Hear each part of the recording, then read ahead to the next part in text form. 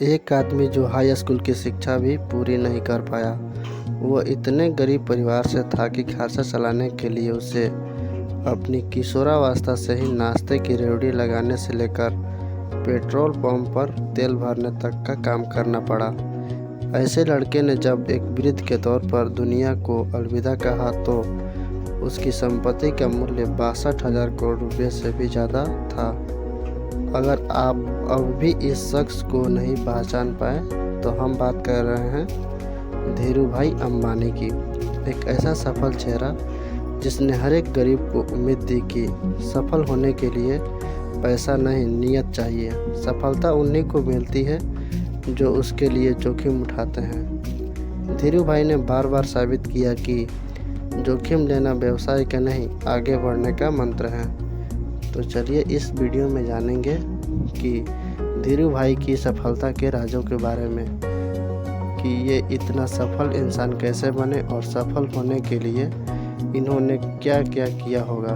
तो आइए जानते हैं। धीरूभाई अंबानी का जन्म 28 दिसंबर 1932 ईस्वी को गुजरात के जूनागढ़ के छोटे से गांव चुरवाड़ा में हुआ था।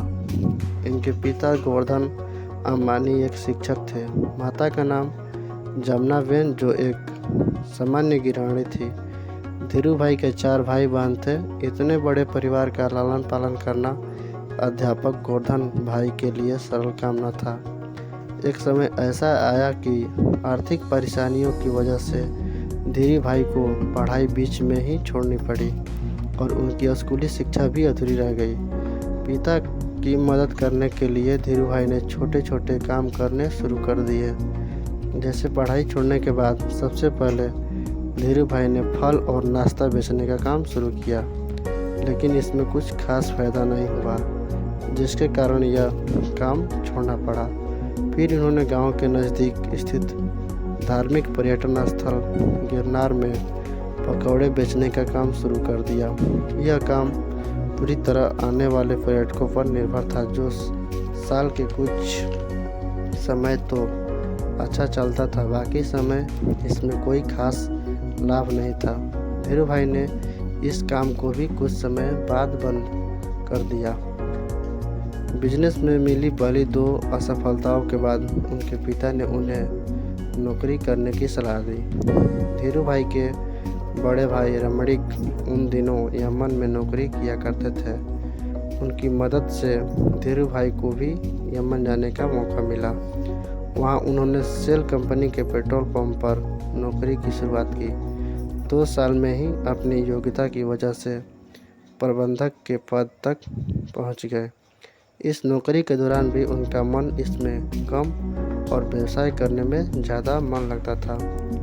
उन्होंने उस हर एक संभावना पर इस समय में विचार किया कि किस तरह वे एक सफल बिजनेसमैन बन सकते हैं।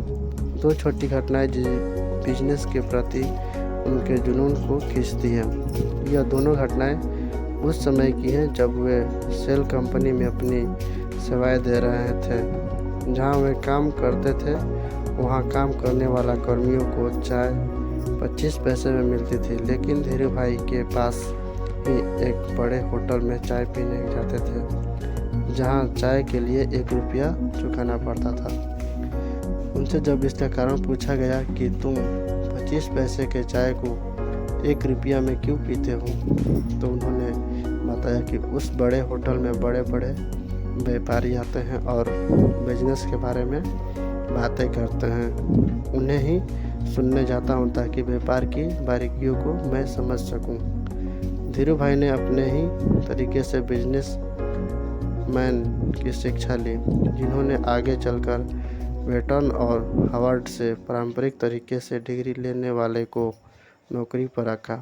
इसी तरह दूसरी घटना उनकी परखी नज़र और अवसर बुनाने की क्षमता की ओर इशारा करती है।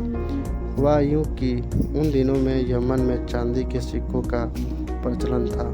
धीरूभाई को एहसास हुआ कि इन सिक्कों की चांदी की मूल्य सिक्कों के मूल्य से ज़्यादा है और उन्होंने लंदन की एक कंपनी को इन सिक्कों को गलाकर आपूर्ति करनी शुरू कर दी। यमन की सरकार को जब तक इस बात का पता चलता है वे मोटा मुनाफा कमा चुके थे। ये दोनों घटनाएं इशारा कर रही थी कि धीरू भाई अंबानी के पास एक सफल बिजनेसमैन बनने के सारे गुण हैं। यमन में धीरू भाई का समय बीत रहा था कि वहां आज़ादी के लिए लड़ाई शुरू हो गई और ढेरों भारतीयों को यमन छोड़ना पड़ा। इस परेशानी के आलम में धीरू भाई को भी यमन छोड़ना पड़ा। ईश्वर ने धीरे धीरे सफल बिजनेसमैन बनाने के लिए परिस्थितियों गढ़नी शुरू कर दी। इस नौकरी के चले जाने के बाद उन्होंने नौकरी की जगह बिजनेस करने का निर्णय लिया, लेकिन व्यवसाय शुरू करने के लिए पैसों की ज़रूरत थी।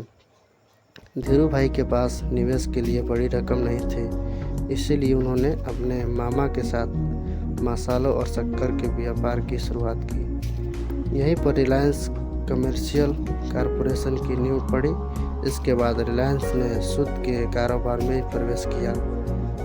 यहाँ सफलता ने धीरू भाई को चूमे और जल्दी ही ये बॉम्बे सूत व्यापारी संघ के कार्यकर्ता बन गए। यह बिजनेस जोखिम से भरा हुआ था और उनका मामा को जोखिम पसंद नहीं था, इसीलिए जल्द ही दोनों के रास्ते अलग हो गए।